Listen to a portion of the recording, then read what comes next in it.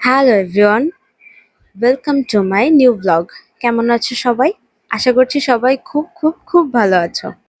আজ একটা বৃষ্টিময় দিনের লং ব্লগ শেয়ার করতে চলে এসেছি। চলো তাহলে আজকের দিনটা শুরু করা যাক।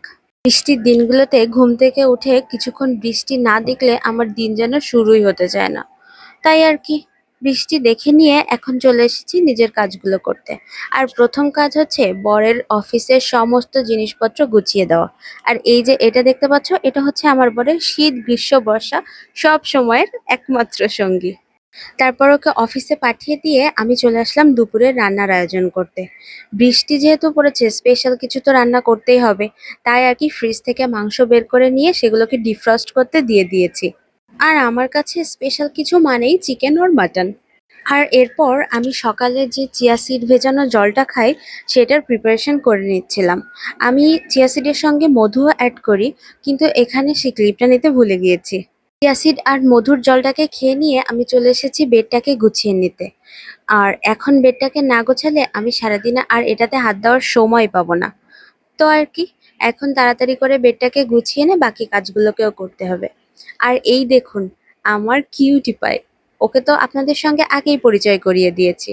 আর এই যে মহারানী, এই আমার বেডে এসে বসলো সকালবেলায়।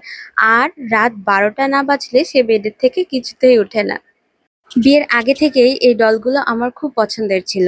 বিয়ের পর ওকে যখন আমি বলি যে এই পান্ডা টাইপস ডলগুলো আমার খুব পছন্দের, তখন আমার ফার্স্ট অ্যানিভার্সারিতে ও আমাকে সারপ্রাইজ দিয়েছিল এটা দিয়ে। আর এটা যে সাইজে এত বড় হবে আমি সত্যি দেখার আগে ভাবতেই পারিনি। তো আর কি, এখন উনি বসে থাক, আমি আমার কাজগুলো করি। আর কথা বলতে বলতে আমার অলরেডি অনেকগুলো কাজ কিন্তু কমপ্লিট হয়ে গিয়েছে। তারপর আমি চলে আসলাম ব্রেকফাস্ট বানাতে। আজকে বৃষ্টি পড়ছে যেহেতু, চলো তোমাদের সঙ্গে একটা চটপটা রেসিপি শেয়ার করি। ব্রেকফাস্টের জন্য যেমন তেল মশলা কম দিয়ে তৈরি করা যায়, আবার খেতেও অনেক টেস্টি হয়। যার জন্য এই যে ফার্স্টে আমি কিছু ময়দাকে এভাবে গোলা রুটির মতো করে বানিয়ে নিচ্ছি। গোলা রুটি তো ম্যাক্সিমাম সবাই চেনে, আমি জানি। আর কেউ চাইলে নর্মাল আটার রুটি দিয়েও কিন্তু এটা তৈরি করতে পারে, কোনো সমস্যা নেই। আর তারপর আমি কিছু পেঁয়াজ, কাঁচামরিচ, ধনেপাতা আর শসা কুচিয়ে নিয়েছি।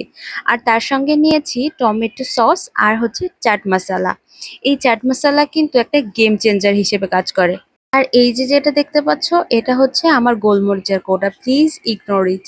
আর এখন একটা ডিম ভেঙে নিয়ে আমি তার মধ্যে কিছু পেঁয়াজ কুচি আর কাঁচামরিচ কুচি দিয়ে এটাকে ভালোভাবে ফেটিয়ে নিচ্ছি। আর ফেটানোর পর প্যানে হালকা তেল গরম করে নিয়ে তারপর আমি ডিমটাকে দিয়ে দেব। আর ডিমটাকে ছড়িয়ে দেওয়ার পর যে রুটিটা আমি করে রেখেছিলাম, ওটাকে এর উপর দিয়ে দেব। একটু কাঁচা অবস্থাতেই দিতে হবে, না হলে রুটি আর ডিমটা একসঙ্গে লেগে থাকবে না। ডিমের একটা পিঠ ভালো করে হয়ে যাওয়ার পরে আমি এটাকে উল্টিয়ে দেব। আর এরপর টমেটো সসটাকে আমি খুব ভালো করে ওর উপর স্প্রেড করে দেব। আর তারপর কিছু গুঁড়ো মশলা অ্যাড করব, এই যেমন গোলমরিচের গুঁড়ো, যে চাট মশলাটা রেখেছিলাম ওটা, আর একটু সামান্য লবণ দেব। তারপর একে একে ওর উপরে শসা, পেঁয়াজ, ধনেপাতা আর কাঁচামরিচ যে কুচি করে রেখেছিলাম ওগুলোকে আমি দিয়ে দেব। অনেকে চাইলে কিন্তু এখানে বিভিন্ন ধরনের টপিংস অ্যাড করতে পারেন, এই যেমন সসেস অর চিকেনের টুকরো বা চিংড়ি মাছ। বাট আমার কাছে এগুলো কোনো কিছুই অ্যাভেলেবেল ছিল না হাতের কাছে, যার জন্য আমি কিছুই অ্যাড করিনি। আর সিম্পলি এটা খেতে কিন্তু ভালোই লাগে, খুব একটা মন্দ লাগে না। আর এরপর আলতো হাতে র্যাপ করে নিলেই কিন্তু একদম রেডি আমার ইজি অ্যান্ড টেস্টি ব্রেকফাস্ট। তাহলে চলো আমি এবার গরম গরম এটাকে ফিনিশ করে ফেলি।